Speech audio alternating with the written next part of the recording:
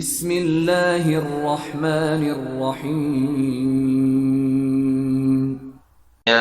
Tabi'in, tabi'un tabi'in, dan kepada kita semua yang mengikuti jejak beliau dengan baik. Ikhwati fillah rahimani wa rahimakumullah.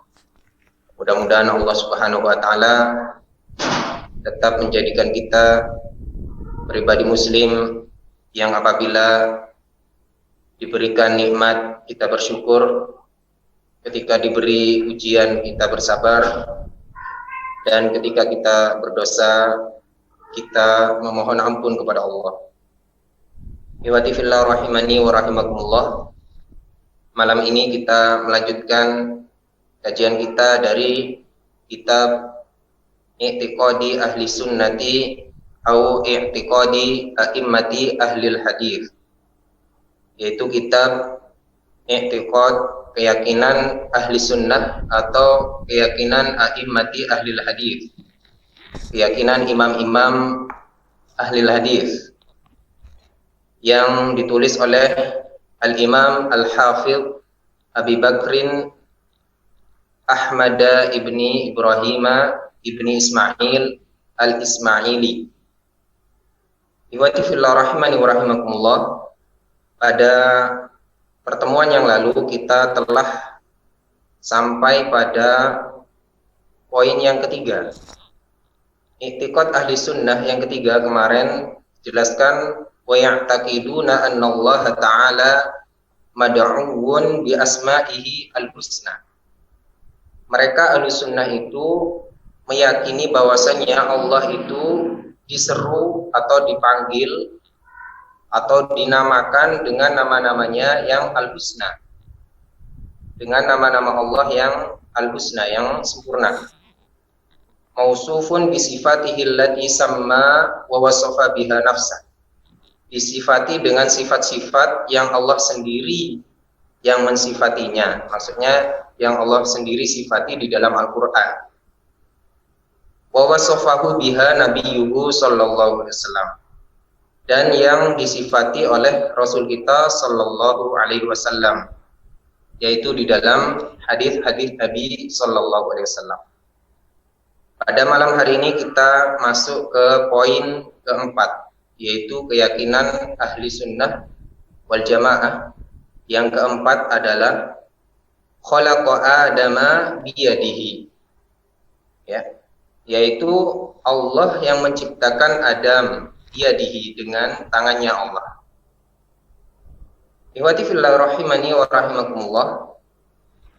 Poin yang keempat ini, yaitu Allah menciptakan Adam dengan tangannya, yaitu dengan tangan Allah, itu diambil dari ayat Allah Subhanahu wa taala di dalam Al-Qur'an surah Shad ayat ke-75. Allah Subhanahu wa taala ketika berdialog dengan iblis, ya, menyanggah iblis, Allah Subhanahu wa taala berfirman, "Ma mana'aka an tasjuda lima khalaqtu biyadayya." Apa yang menghalangi dirimu untuk sujud kepada apa yang aku ciptakan dengan kedua tanganku sendiri, kata Allah. Ini dialog Allah kepada iblis. Jadi pada kata lima khalaqtu biyadayya, yang mana aku ciptakan sendiri Adam tersebut dengan dua tangan, ya, jadi diambil dari teks ayat ini bahwasanya Adam diciptakan dengan kedua tangan Allah Subhanahu wa taala. Ikhwati fillah rahimani wa rahimakumullah. Memang Adam adalah manusia pertama yang Allah ciptakan. Dan Adam alaihissalam, beliau itu diciptakan dari sekumpulan tanah-tanah yang Allah pilih dari permukaan bumi ini. Allah kumpulkan jadi satu saripatinya, dan diciptakanlah Adam dengan kehendak Allah Subhanahu wa taala. Maka manusia kita lihat ada yang putih, ada yang hitam, ada yang coklat, ada yang kemerah-merahan. Ya, sifatnya juga seperti itu. Ada yang ada yang lembut, ada yang keras, ada yang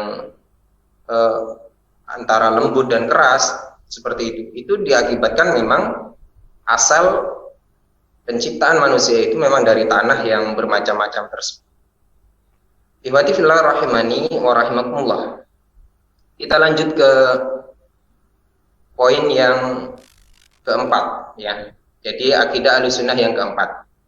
Nanti setelah saya menjelaskan poin yang keempat ini akan saya rangkum poin yang ketiga dan keempat, karena poin ketiga dan keempat ini ada persamaan dan akan saya jelaskan secara khusus, yaitu maksud dari penulis dari keyakinan Ahlussunnah pada dua poin ini. Ya. Poin yang keempat adalah poin yang kelima, maaf. Wa yadahu mabsutatani yunfiqu kaifa yasha. Dan yadahu, kedua tangan Allah, ya. Kita harus meyakini bahwasanya kedua tangan Allah itu mabsutatani. Keduanya terbuka. Yunfiqu kaifa yasha. Allah menginfakkan atau Allah menafkahkan sesuai dengan yang Allah kehendaki. Bila i'tiqadi kaifin, dengan tanpa membagaimanakan. Jadi bagaimana kedua tangan Allah, bagaimana Allah ngasihnya itu Allah, bagaimana caranya, kita tidak perlu bertanya. Dan pada poin yang kelima ini, itu diambil juga sebenarnya dari Al-Quran. Itulah kitab terdahulu, memang ringkas, tapi itu dirangkum dari ayat-ayat dan hadis-hadis Nabi SAW. Poin yang kelima ini diambil dari ayat Al-Quran, yaitu di dalam Quran surah Al-Maidah ayat 64. Wa qalatil yahudu yadullahi maghlulah. Orang-orang Yahudi itu mengatakan bahwasanya tangannya Allah itu maghlulah, terbelenggu. Ya. Wallat aydihim. Sebenarnya wallat aydihim, tangan mereka lah, tangan orang Yahudi itu yang terbelenggu. Walu'inu bima qalu. Mereka terlaknat dengan apa yang mereka katakan tersebut. Bal yadahu mabsutatani. Bahkan yang benar adalah yadahu, tangan Allah itu mabsutatani, yaitu terbuka. Yunfiqu kaifa yasha. Allah menafkahkan sesuai dengan yang Allah kehendaki. Ihwati fillah rahimani wa rahimakumullah, dari ayat ini dapat diambil pelajaran bahwasanya Yahudi ini memang dari dulu memang sukanya melecehkan Allah, melecehkan syariat Allah. Yahudi ini kalau kita tarik sejarah adalah sekelompok kaum Bani Israel, ya, pengikutnya Nabi Musa.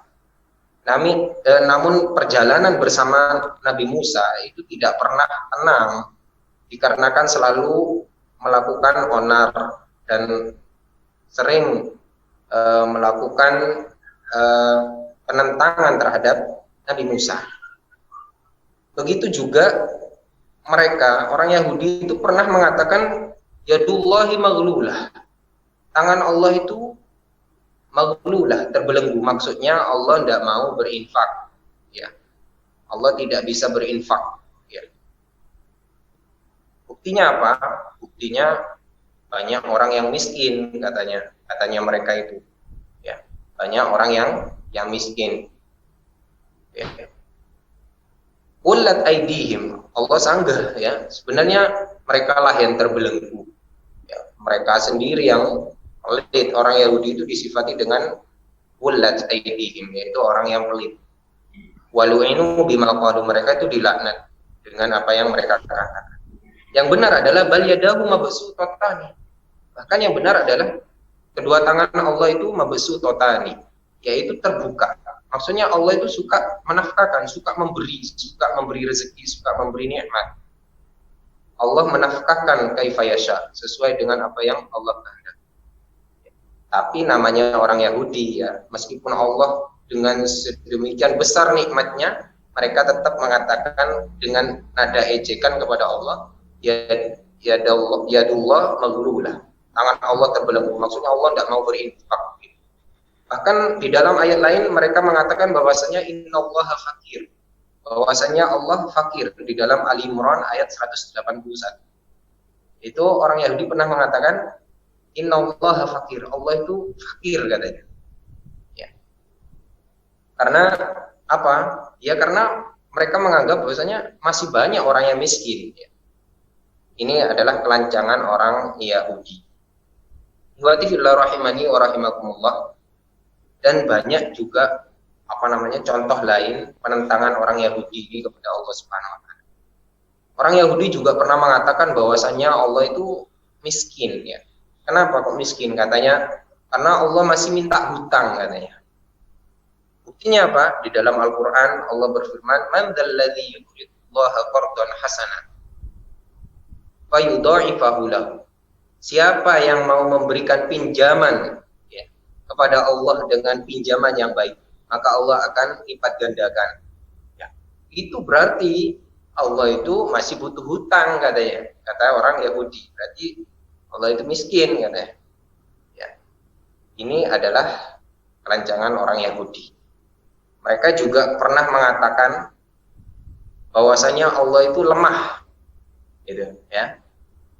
Kenapa kok lemah? Karena Allah menciptakan ya, ketika Allah menciptakan langit dan bumi, Allah istirahat pada hari Sabtu. Katanya. Jadi Allah beristirahat pada hari Sabtu. Ini adalah bentuk-bentuk kelancangan orang Yahudi yang mana ini sebagai pelajaran bahwasanya orang Islam jangan sampai meniru orang Yahudi ini. Jangan suka menentang atau mengakal-akali syariat atau mengejek Allah Subhanahu wa taala. Jangan sampai ya. Meskipun kita bukan orang Yahudi, tapi kalau kita memiliki sifat seperti itu, naudzubillahi min dzalik, maka kita di dalam sholat kita selalu berdoa ya, ghairil ihdinas siratal mustaqim siratal ladzina an'amta 'alaihim ghairil maghdubi 'alaihim waladdallin. Yaitu bukan jalannya orang-orang yang dimurkai, yaitu bukan jalannya orang-orang yang waladdallin, dan bukan jalannya orang-orang yang sesat, yaitu jalannya orang Nasrani. Iwati fillah rahimani wa rahimakumullah. Baik. Selanjutnya saya akan menjelaskan dua poin ini, yaitu akidah yang keempat dan yang kelima ini senada, yaitu pembahasannya tentang tangan Allah. Dan inilah yang sebenarnya ingin dipaparkan oleh penulis, bahwasanya tangan Allah itu adalah ada dan hakiki ya.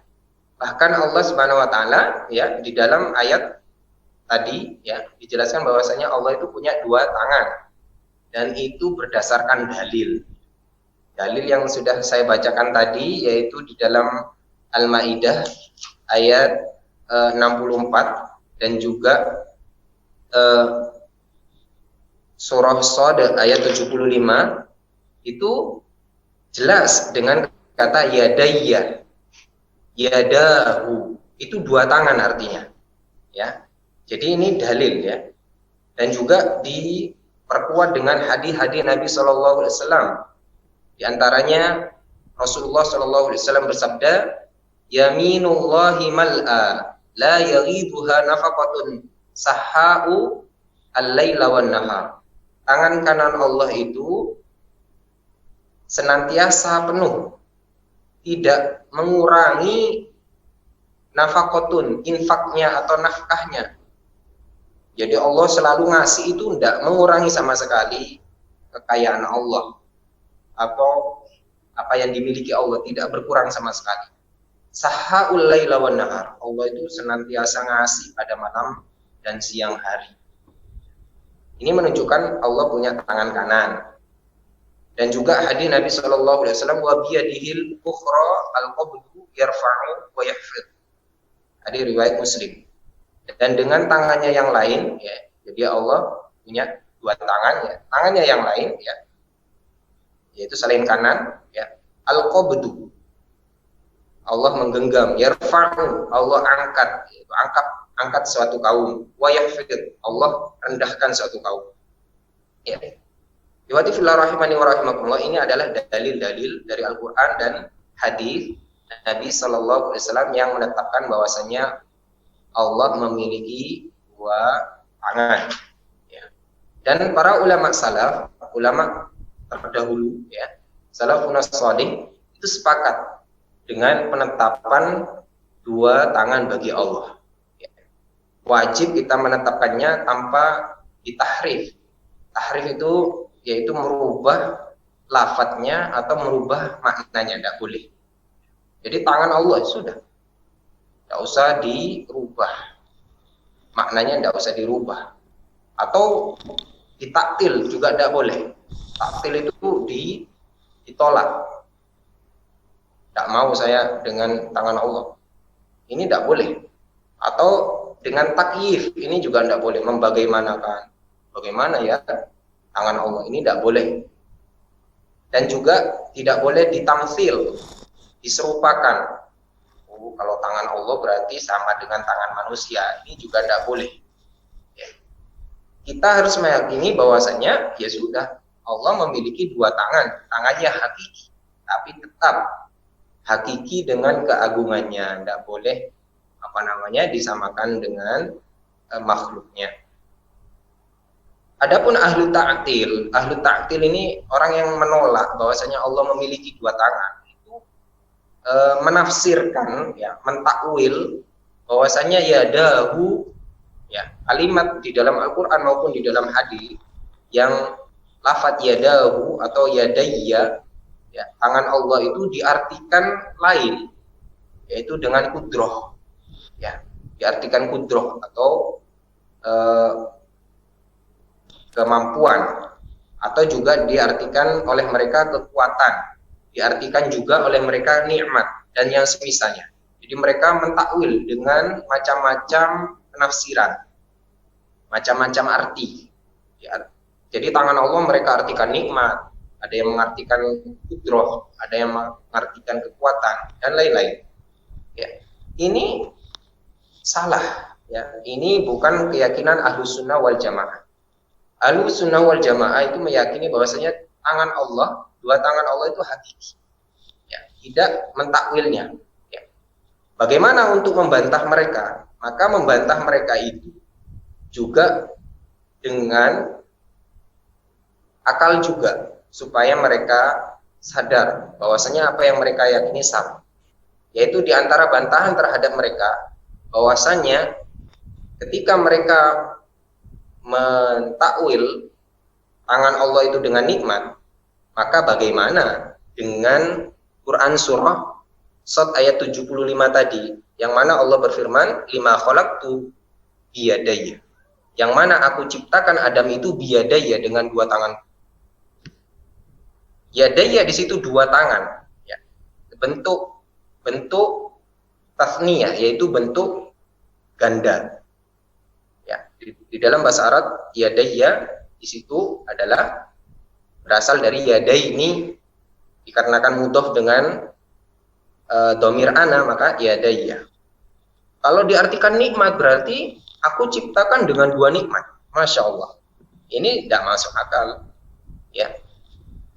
Dan ketika kita mengartikan Al-Quran, ya, yang di situ ada tangan Allah dengan diartikan nikmat, maka tidak ada yang cocok.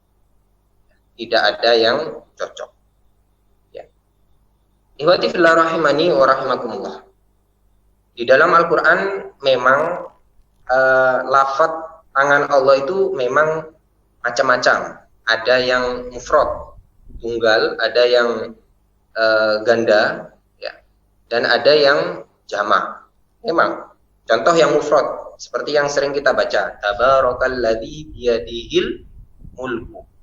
Tabarakalladzi, maha suci Allah, biyadihi, dengan tangannya. Ini mufradnya. Al-mulku, dengan tangannya Allah. Al-mulku, ya, yaitu kerajaan. Ini dengan mufrad, ya. Juga ada yang dengan bentuk tasniyah, yaitu ganda, seperti yang saya bacakan tadi, yaitu bal yadahu mabsuutani di dalam surah Al-Maidah ayat 64. Tangan Allah itu, kedua tangan Allah itu mabsuutani, terbuka, maksudnya suka berinfak. Ada yang berbentuk jamak di dalam surah Yasin ayat 71. Allah berfirman, awalam yarau anna khalaqna lahum mimma amilat aidina an'ama. Ya. Apakah mereka tidak melihat bahwasannya kami telah menciptakan bagi mereka itu binatang ternak, ya, yang kami ciptakan dengan tangan kami, ya, dengan tangan-tangan kami. Di aidina di situ jamak. Ya. Lalu bagaimana kita menjawabnya? Ya. Jadi mereka mengatakan, buktinya apa kalau tangan Allah itu dua? Kenapa kok ada yang tunggal, ada yang musanna, ada yang jamak? Ya. Maka kita jawab, lafadz tunggal itu tidak bertentangan dengan Allah memiliki dua tangan. Ya. Karena lafadz tunggal ketika diidofahkan, disandarkan kepada pemilik, ya, biyadihil mulk, ya, tabarakalladzi biyadihi, dengan tangannya Allah. Sama seperti kita, tangan manusia. Tangan manusia maklum, meskipun tunggal, tapi maknanya adalah dua. Ya. Dan yang jamak juga tidak bertentangan dengan bahwasanya Allah memiliki dua tangan. Kenapa? Jamak itu dua ke atas. Itu jawaban Syekh Utsaimin. Bahwasanya jamak itu dua ke atas. Jadi dua itu masih masuk jamak. Jadi kita ketika menjawab pertanyaan dari orang yang main akal, ya, bahwasanya di dalam Al-Quran itu ada lafadz mufrad, musanna, jamak, tangan Allah itu dengan beberapa lafadz, maka kita jawab seperti itu. Bahwasanya bentuk tunggal dan bentuk jamak itu tidak bertentangan dengan bahwasanya Allah itu memiliki dua tangan. Ihwati fillah rahimani wa rahimakumullah. Dua tangan Allah ini merupakan sifat zatiyah Allah, zatnya Allah, ya, yang mana tidak serupa dengan makhluk. Ya. Kalau tangan itu nanti diartikan dengan yang lain, ya, itu tidak mungkin, karena dalam dalil lain itu disebutkan, ya, bahwasanya Allah itu memiliki jari, ya. Allah itu menggenggam. Itu di dalam hadis jelas seperti yang saya bacakan tadi sudah, ya. Jadi Allah itu, ya, wa biyadihil ukhra al-qabdu yarfa'u wa yahfid.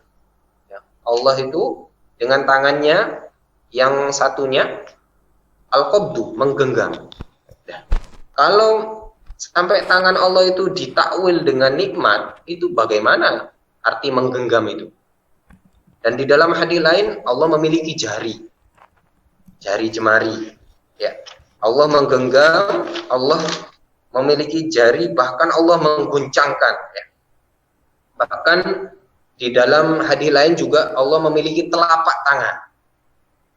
Kalau ditakwil, maka jari jemarinya Allah mau ditakwil apa? Telapak tangan Allah mau ditakwil apa? Dan juga menggenggam itu mau ditakwil seperti apa? Menggoncangkan itu mau ditakwil seperti apa? Jelas hadisnya. Rasulullah bersabda, yaqbidullahu samawati biyadihi wal arda bil yadil ukhra thumma yahuzzuhunna wa yaqubu 'alal malik. Hadis riwayat Bukhari, bahwasanya Allah menggenggam langit-langit itu dengan tangannya dan bumi itu dengan tangannya. Thumma yahuzzuhunna, kemudian Allah menggoncangkan, wa yaqulu 'alal malik. Dan Allah mengatakan anal malik, saya adalah raja. Kalau ditakwil, ya, kalau tangan Allah ditakwil, bagaimana lafaz menggoncangkan itu mau ditakwil seperti apa? Dan menggenggam itu mau ditakwil seperti apa? Itu untuk membantah mereka yang mentakwil tangan Allah dengan makna yang lain. Ya. Ihwati fillah rahimani wa rahimakumullah. Ada syubhat juga tentang masalah tangan Allah. Memang ada hadis, ya, ada hadis bahwasanya di dalam satu riwayat Allah itu kedua tangannya kanan semua. Ya. Di dalam hadis riwayat Muslim, wa kilta yadayhi yaminun. Kedua tangan Allah itu kanan. Ada riwayat juga di dalam hadis riwayat Muslim juga tangan Allah itu kanan dan kiri. Ya. Yadwillahu azza wa jalla samawati yaumal qiyamah. Allah melipat ya langit pada hari kiamat itu, summa ya'khudhuhunna biyadihil yumna. Kemudian Allah mengambilnya dengan tangannya yang kanan. Summa yakunu anal malik. Kemudian Allah berfirman, saya adalah raja. Ainal jabbarun, mana para diktator itu? Ainal mutakabbirun, mana para raja yang mutakabbirun, yang sombong itu? Summa yakwil ardina bishimalihi. Kemudian Allah melipat bumi itu dengan shimalihi. Ada kata shimalihi di dalam hadis, dengan tangan kirinya. Tsumma yaqulu, kemudian Allah berfirman, anal malik, saya raja. Ainal jabbaruna, mana para diktator itu? Ainal mutakabbiruna, mana orang-orang yang menyombongkan diri itu. Di dalam hadis ini memang ada yumna dan shimal. Ada lafaz Allah itu pakai tangan kanan dan satunya pakai tangan kiri. Ya. Bahkan di dalam hadis lain riwayat Abu Daud, biyadihil ukhra, dengan tangannya yang lain. Tidak disebutkan kanan atau kiri. Bagaimana kita menjawabnya? Ya. Maka kita menjawabnya bahwasannya ya. Yang pertama, ada dua kemungkinan. Yang pertama adalah hadis ini adalah sahih. Hadis yang disebutkan tadi, baik itu yang kanan dan yang kiri, itu sahih. Ya. Yang menyebutkan kanan dan kiri itu sahih. Ya. Memang diteliti adalah sahih. Maka ketika hadis tersebut sahih, maka kita menjawabnya adalah tangan kirinya Allah tetap beda dengan tangan kirinya makhluk. Tangan kirinya Allah bukan berarti kelemahan Allah. Tangan kirinya Allah adalah tangan kanannya Allah. Maksudnya gimana? Kata Syekh Shalih Al-Fauzan, tangan kirinya Allah itu berbeda dengan tangannya makhluk. Maka tangan kirinya Allah tidak bertentangan dengan hadis yang pertama, yaitu kedua tangan Allah itu adalah kanan. Maksudnya apa? Tangan kirinya Allah adalah kanan menurut Allah dan miliknya Allah. Beda dengan kita.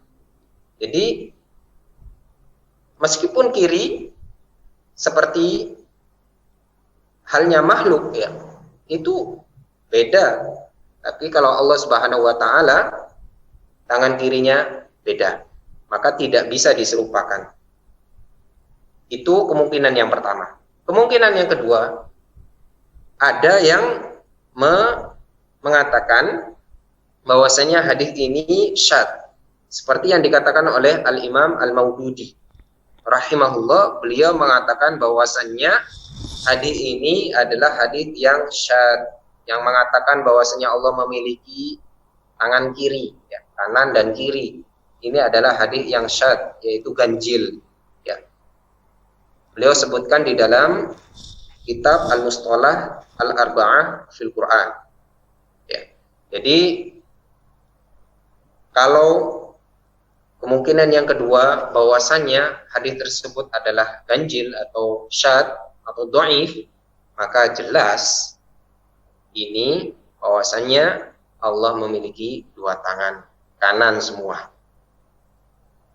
Maka kembali ke pembahasan bahwasannya dua tangan Allah ini adalah satu yang ditetapkan oleh para ulama Ahlus Sunnah wal Jamaah dari masa ke masa, oleh para ulama as-salaf, salafun as-salih, dan tidak ada perbedaan di dalamnya kecuali oleh kelompok yang memang mereka mentakwil, kelompok-kelompok yang mereka melakukan penyimpangan di dalam hal asma wa sifat, terutama di dalam pembahasan tangan Allah ini.